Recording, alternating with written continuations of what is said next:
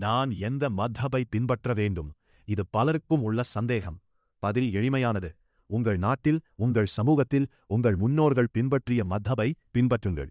தமிழ்நாட்டில் ஷாஃபியி மத்ஹப், இந்தியாவில் வடக்கு ஹனஃபி மத்ஹப் மிக முக்கியமான விஷயம். மத்ஹபுகளை வைத்து சண்டை போடாதீர்கள். என் மத்ஹபு மட்டும் சரி என்று சொல்லாதீர்கள்.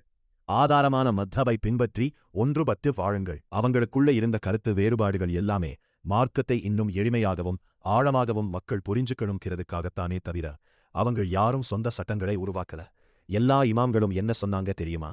என்னுடைய கருத்து சரியான ஹதீஸுக்கு முரணாக இருந்தால் ஹதீஸையே பின்பற்றுங்கள், என் கருத்தை சுவரில் எறிந்து விடுங்கள் அப்படின்னு தான் சொன்னாங்க. சிலருக்கு தோன்றலாம், ஒரு நபர் 2 மத்ஹப்பை பின்பற்றலாமா என்று. சுருக்கமான பதில் ஆமாம், ஆனால் நிபந்தனைகள் உண்டு.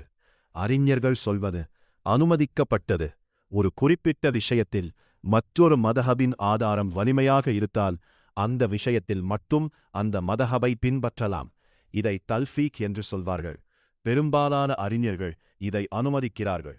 அனுமதிக்கப்படாதது தத்தபு அல் ருகஸ் என்ற நிலையில், அதாவது எந்த மதஹபு எளிதாக இருக்கிறதோ அதை மட்டும் தேர்ந்தெடுப்பது.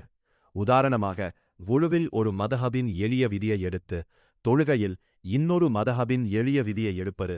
இது நஃப்ஸின் மனோ இச்சையின் பின்னே போவதாகும். எளிய விதி ஆதாரத்தை பின்பற்றி மாறலாம், எளிதை பின்பற்றி மாறக்கூடாது. நண்பர்களே, 4 மதஹபுகளும் ஒரே தாய்க்கு பிறந்த 4 பிள்ளைகள் போல. ஒரே குரான், ஒரே நபி ஸல்லல்லாஹு அலைஹி வஸல்லம் அவர்கள், ஒரே கிப்லா.